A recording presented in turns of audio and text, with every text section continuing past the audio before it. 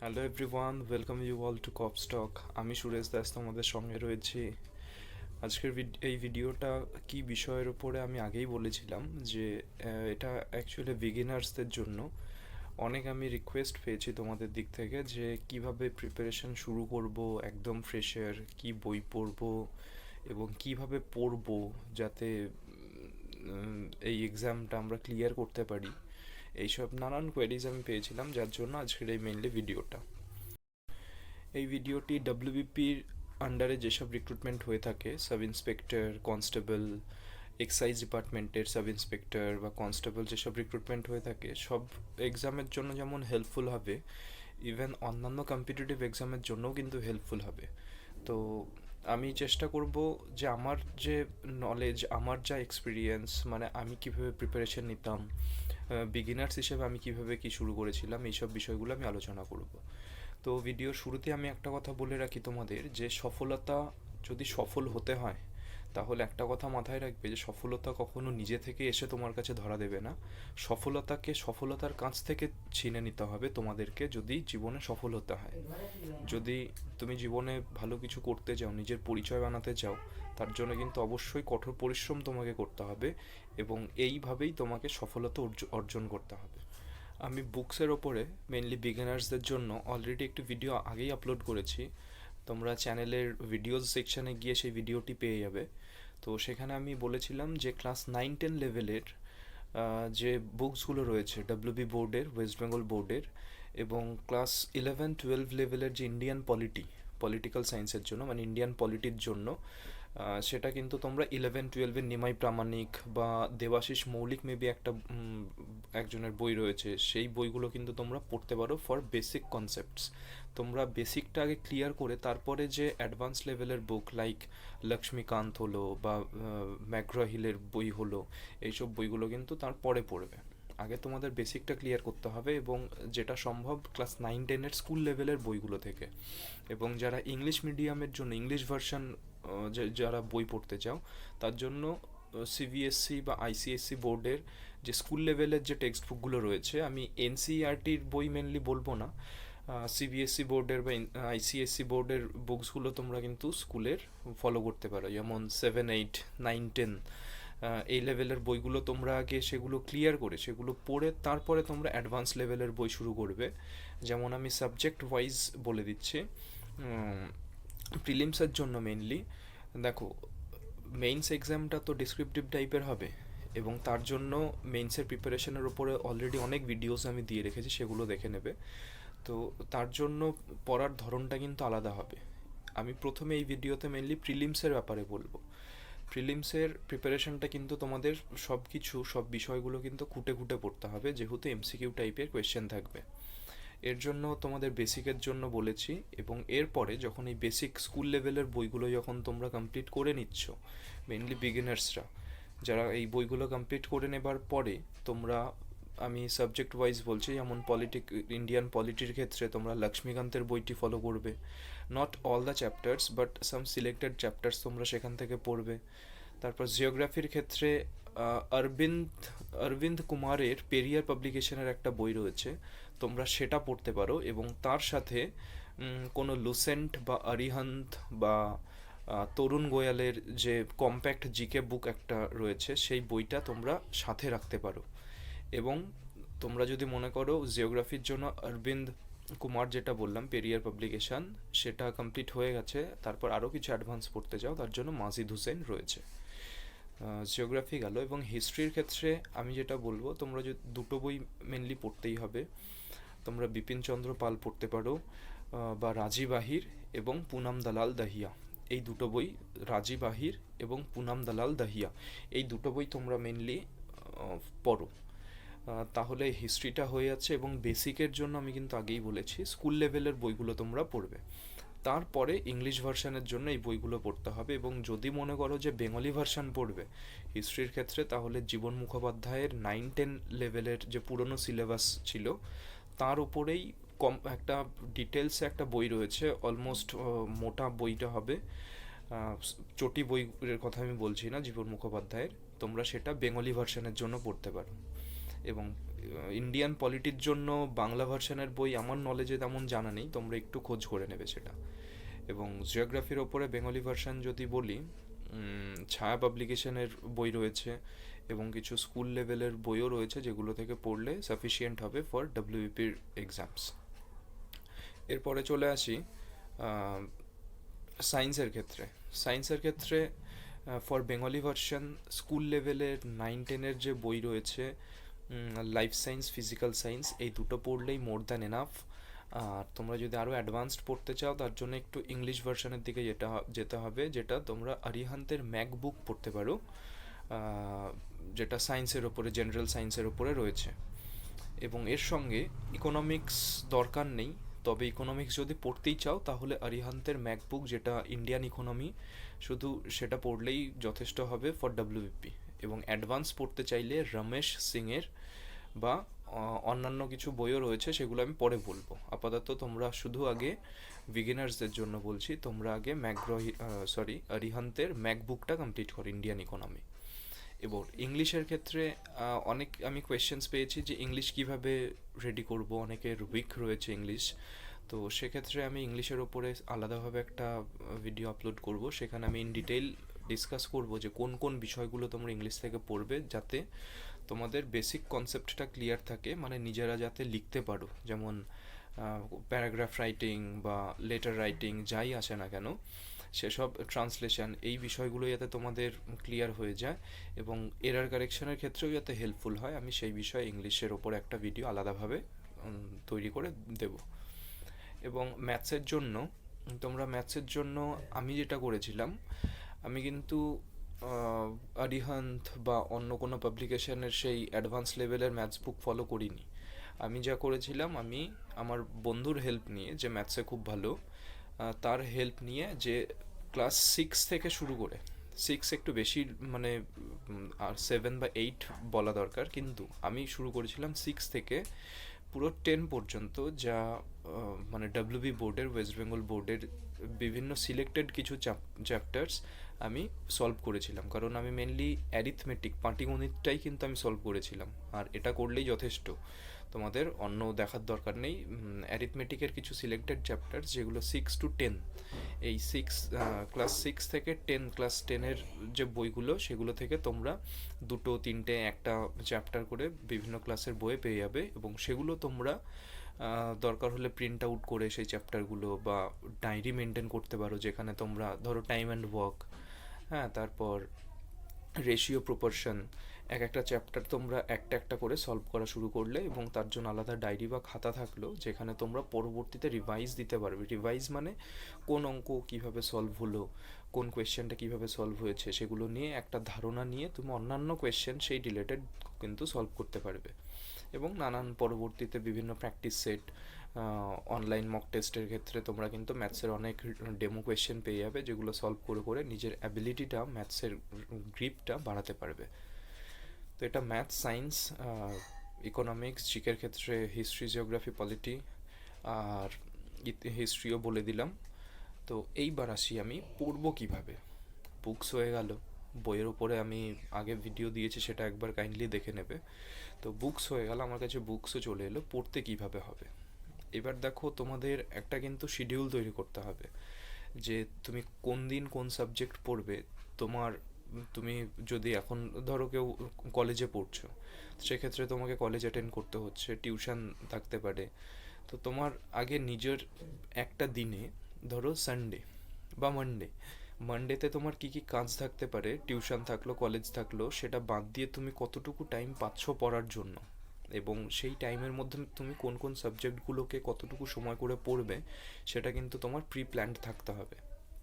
এবং এইভাবেই তোমাদের একটা উইকলি রুটিন, বা যদি সেটা সম্ভব না হয়, মানে তোমার আজকে হয়তো 4 ঘন্টা পাচ্ছ, আবার নেক্সট ডেতে 6 আওয়ার্স পাচ্ছ পড়ার জন্য, কোনো দিন 2 ঘন্টা পাচ্ছ, তো তোমার কিন্তু এই অ্যাকর্ডিংলি তোমাকে একটা পড়ার শিডিউল তৈরি করতে হবে। এমন নয় যে আজকে আমি 10 ঘন্টা পড়ে নিলাম এবং কালকে 2 ঘন্টা পড়লাম এবং পরের 2 দিন পড়লামই না। তোমার পড়ার কন্টিনিউইটি কিন্তু বজায় রাখতে হবে। তুমি আজ যদি 4 ঘন্টা পড়ো, কালও চেষ্টা করো 4 ঘন্টা সময় বের করার, একটা কন্টিনিউইটি বজায় রাখো। কারণ তোমরা বিগিনার্স যেহেতু, মানে মেনলি যদি কলেজ কমপ্লিট করে থাকো, তোমাদের যদি অন্য কোনো জব না শুরু করে থাকো, সেক্ষেত্রে তোমাদের একটা প্রপার শিডিউল আই থিঙ্ক হবে, যে সকালে তুমি কি করছো, বিকেলে কি করছো, বা দুপুরে কি করছো। তো এইভাবে একটা শিডিউল তৈরি করবে এবং এই সময় এমন মন করবে যে বন্ধুদের সঙ্গে গিয়ে একটু বসে আড্ডা মারি, একটু বন্ধুদের সঙ্গে ঘুরতে বেরোই, এগুলো তো অবশ্যই চলবে, কিন্তু মাথায় রাখতে হবে লাইফে কিন্তু কিছু করতে হবে, নিজের একটা পরিচয় বানাতে হবে। এবং তার জন্য আমি যেটা শুরুতে বললাম, সফলতা কিন্তু তোমার কাছে এসে ধরা দেবে না, তোমাকে নিজেকে সফলতা অর্জন করতে হবে, নিজেকে সফল হতে হবে, কেউ তোমাকে সফল করে দেবে না। এটা মাথায় রেখে তুমি ঘুরবে ফিরবে, বন্ধুদের সময় দেবে, খুব ভালো কথা, কিন্তু মাথায় এটা রাখতে হবে যে তোমাকে কিছু হতে হবে। তো এই জন্য প্রিপারেশন এভাবে নেবে। এবং তুমি কিভাবে পড়বে, আমি তো বললাম যে একটা শিডিউল তৈরি করে নেবে, যে তুমি কিভাবে কোন দিন কোন সাবজেক্ট কিভাবে পড়বে, নইলে এমন যাতে না হয়ে যায় কোনো একটা সাবজেক্ট, হিস্ট্রি তোমার কমপ্লিট হয়েই যাচ্ছে, জিওগ্রাফি ধরাই হচ্ছে না, ইন্ডিয়ান পলিটি একটুখানি পড়ে পুরো এক মাস আর ওটাকে ধরলেই না, এভাবে কিন্তু হবে না। সবগুলো সাবজেক্ট তোমাকে পড়তে হবে, কোন সাবজেক্টে কতটুকু জোর দেবে সেটা প্রিভিয়াস ইয়ারের কোয়েশ্চেন দেখে বুঝবে। মেনলি হিস্ট্রি, জিওগ্রাফি আর ইন্ডিয়ান পলিটি, এই তিনটে সাবজেক্ট, আর তারপর সায়েন্স, এই চারটে সাবজেক্টের ওপরে ডাব্লিউবিপির এক্সামসের জন্য বেশি ফোকাস করতে হবে। এবং তারপর ইন্ডিয়ান ইকোনমি, সঙ্গে তো ইংলিশ রয়েইছে এবং ম্যাথসও রয়েছে। তো এই বিষয়গুলো কিন্তু তোমাকে বুঝে নিয়ে পড়াশুনো শুরু করতে হবে। এবং তুমি যখন পড়ছো, দেখো, একটা কথা মনে রাখতে হবে যে তুমি একটা বই একবার পড়ে নিলে তোমার মুখস্থ হয়ে গেল, সেটা কিন্তু নয়। তাহলে একটা বই তুমি পড়বে, একটা বইকেই 10বার পড়ো। এমন কখনোই করবে না যে হিস্ট্রির জন্য তুমি 10টা বই ফলো করলে, প্রত্যেকটা বই একবার করে পড়লে, না। একটা বই 10বার পড়ো, 10টা বই একবার করে পড়ার দরকার নেই। মানে তুমি যে বইটা পড়ছো সেটাকে রিভাইজ করতে থাকো। তোমার যে আমি বইগুলো যেগুলো বললাম, স্কুল লেভেলের বইগুলো কিন্তু তুমি রিভাইজ করবে। এমন নয় যে একবার পড়ে নিলে মানে তোমার বেসিক পুরো ক্লিয়ার হয়ে গেল, তারপর অ্যাডভান্স লেভেলের যে বইগুলো আমি শুরুতেই বললাম সেগুলো শুরু করলে। স্কুল লেভেলের বইগুলো আবার একটা সার্টেন টাইমের পরে তুমি আবার সেগুলোকে রিভাইজ দেবে। আশা করি সেগুলো দিতে সময় লাগবে না। এবং তোমার যদি বইগুলো নিজস্ব হয়, স্কুল লেভেলের যে বই সেগুলো, প্লাস যেসব বই তুমি পরবর্তীতে আরও কিনবে, লাইক লক্ষ্মীকান্ত বা জিওগ্রাফি যেটা বললাম, এই বইগুলো তোমার নিজস্ব হলে তুমি কি করে পড়বে, যে একটা, মানে এটা তো তোমরা আশা করি বুঝে যাবে, যে একটা চ্যাপ্টার তুমি একটা পেজ পড়লে, সেই পেজ থেকে কোথার থেকে কোয়েশ্চেন হতে পারে তুমি এটা বুঝবে। একটা লাইন পড়ে তুমি আইডিয়া করতে পারবে যে এটা থেকে কোনো কোয়েশ্চেন হতে পারে কি না। তো এখানেও আরেকটা কথা বলে রাখি, যে তোমাদের এটা কিন্তু ডাউট হবে যে হ্যাঁ এটাও হয়তো কোয়েশ্চেন হবে, এই লাইনটাও ইম্পর্টেন্ট, এই লাইনটাও ইম্পর্টেন্ট। তো আমি যেটা বলছিলাম হাইলাইট করে পড়তে, বই নিজস্ব হলে হাইলাইট করে পড়তে, সেটা প্রথমেই করবে না। প্রথমে জাস্ট এমনি গো থ্রু করে যাও, রিডিং পড়ে যাও, বেসিক কনসেপ্টটা নেওয়ার চেষ্টা করো। ইন্ডিয়ান পলিটির ক্ষেত্রে মেনলি কনসেপ্টগুলোকে বোঝো, কার কি ফাংশন, কার কি পাওয়ার, আর্টিকেলসগুলো পরে মুখস্থ করবে। এবং বেসিক কনসেপ্টটা নিয়ে সেকেন্ড টাইম আবার একবার রিভিশন দাও, জাস্ট গো থ্রু করে যাও। এবং যখন হয়ে গেল, তারপরে তুমি যখন প্রিভিয়াস ইয়ারের কোয়েশ্চেনও সঙ্গে সঙ্গে দেখতে থাকো, বিভিন্ন এক্সামের, not only of WBP exams, বিভিন্ন এক্সামের তুমি কোয়েশ্চেন পেপারসও দেখবে কীরকম কোয়েশ্চেন হয়। তুমি তো পড়ছো, তো তোমার একটা ধারণা হবে যে মুঘল থেকে কী কোয়েশ্চেন এসছে, কীভাবে কোয়েশ্চেন হয়, বা ইন্ডিয়ান পলিটি থেকে কোন চ্যাপ্টার থেকে কেমন কোয়েশ্চেন সেট হচ্ছে। এটা যে ধারণা হচ্ছে, তুমি 2-3বার বইগুলোকে নর্মাল রিডিং করার পরে 2বার, তারপরে প্রিভিয়াস ইয়ারের কোয়েশ্চেন, বিভিন্ন এক্সামের কোয়েশ্চেন, এগুলো দেখতে দেখতে একটা তোমার গেসিং পাওয়ার হয়ে যাবে। তুমি আইডিয়া করতে পারবে যে কোন লাইনটাকে তুমি হাইলাইট করে পড়বে, কোনটাকে ছেড়ে দেবে, কোন লাইনটা থেকে কোয়েশ্চেন আসার প্রবাবিলিটি বেশি, কোনগুলো থেকে কোয়েশ্চেন সেট হতে পারে, এগুলো তুমি ধীরে ধীরে নিজে থেকেই বুঝতে পারবে। তখন কি করবে, তুমি হাইলাইটার পেন রাখবে বইয়ে, তোমার যে লাইনটা মনে হচ্ছে হ্যাঁ দিস ইজ ইম্পর্ট্যান্ট লাইন, এখান থেকে কোয়েশ্চেন হতে পারে, ওটাকে হাইলাইট করে পড়ো। এইভাবে হাইলাইট করে করে যদি পড়ো, পেন দিয়ে দাগাবে না, হাইলাইট করে পড়বে, বইয়ের সৌন্দর্যটাও বজায় থাকবে। এইভাবে হাইলাইট করে পড়লে কি হবে, তুমি যখন সেকেন্ড টাইম যখন বইটাকে রিভিশন দিচ্ছ, সেক্ষেত্রে কিন্তু তোমাকে পুরোটা বই লাইন, প্রত্যেকটা লাইন ধরে ধরে কিন্তু পড়তে হচ্ছে না। ওই যে হাইলাইটেড পোর্শনগুলো যেগুলো তুমি আগের বার পড়ার সময় করেছিলে, সেগুলো কিন্তু তুমি ওই লাইনগুলো শুধু পড়ে গেলে, কারণ তুমি জানো যে এই লাইনগুলো ইম্পর্টেন্ট। আর যখন হাইলাইট করছো তখন সেটা বুঝেই করতে হবে যে যেটাকে তুমি ছাড়ছো সেটা আবার যাতে ইম্পর্টেন্ট কিছু মিস না যায় সেভাবে করবে হাইলাইট। তো নেক্সট টাইম রিভিশন দেওয়ার ক্ষেত্রে কাজ তোমার সুবিধা হবে অনেক। এবং যখন পড়ছো তুমি চেষ্টা করো কি এটা করবে যে সঙ্গে সঙ্গে লিখে প্র্যাকটিস করার। একটা লাইন পড়লে, হ্যাঁ, সাপোজ কোনো একটা লাইন পড়লে সেটা পড়ে একটু পড়ে নিয়ে সেটাকে আবার লিখে নিলে, ডায়েরি বা খাতা সঙ্গেই থাকবে, পড়ছো এবং সেটাকে লিখে নিচ্ছ একবার না দেখে। তো এইভাবে যদি তুমি পড়ে এবং লিখে যদি একই সঙ্গে পড়ো সেক্ষেত্রে কিন্তু তোমার ভালোভাবে মনে থাকবে সেটা। এবং এমন নয় যে তুমি এখন পড়ে নিচ্ছ মানে মনে থাকবেই। তুমি পড়ছো যে, একটা কথা মনে রাখবে, তুমি যে পড়ছো তোমার এক্সামের সময় যখন অপশান দেওয়া থাকবে, প্রিলিমসের কথা বলছি, যখন অপশান দেওয়া থাকবে সেক্ষেত্রে কিন্তু মেন্সের ক্ষেত্রেও, সরি প্রিলিমসের শুধু নয়, এসআই এর প্রিলিমস এবং অন্যান্য যেগুলো রিক্রুটমেন্ট হবে কনস্টেবল বা এক্সাইজের কনস্টেবল, সেক্ষেত্রে তার মেন্সও কিন্তু এমসিকিউ হয়। তো এমসিকিউ এর ক্ষেত্রে যে তুমি পড়লে সেই অপশানগুলো যখন তুমি দেখছো তোমার কিন্তু মাইন্ডে চলে আসবে যে হ্যাঁ এটা অপশান হবে, এটা উত্তর হবে, তুমি কিন্তু তখন সেই মতো আনসার করতে পারবে। তো কি হবে, তোমার এমন কখনো ভাববে না আমি পড়ছি আমি তো ভুলে যাচ্ছি। তুমি পড়তে থাকো। আমরা কেউই রোবট নই যে আমরা বইটাকে স্ক্যান করে নিলাম আর সব মুখস্থ হয়ে গেল এবং পরীক্ষায় গিয়ে আমি সব আরামসে লিখে দিয়ে চলে এলাম, ব্যাস আমার এক্সাম দারুণ হয়েছে। এমন কিন্তু কখনোই নয়। আমরা পড়বো এবং অবশ্যই সেটা ভুলবো।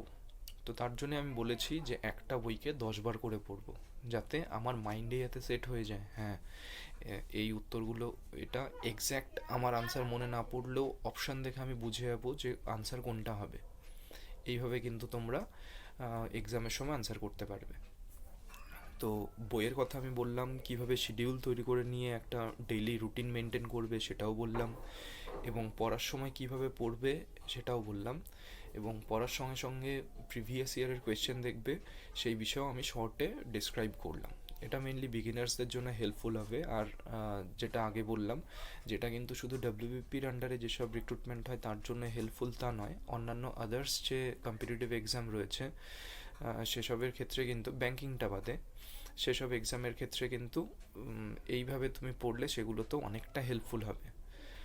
আমি এভাবেই পড়তাম, যে প্রথম আমি একবার যেটা শুরু করেছিলাম যে আমি বললাম যে বইগুলোকে নর্মাল রিডিং করব এবং মনে থাকছে না এটা নিয়ে আমি ওয়ারি হব না, আমি এটা নিয়ে টেনশন করব না যে আমি তো ভুলে যাচ্ছি আগের পেজে কি পড়লাম।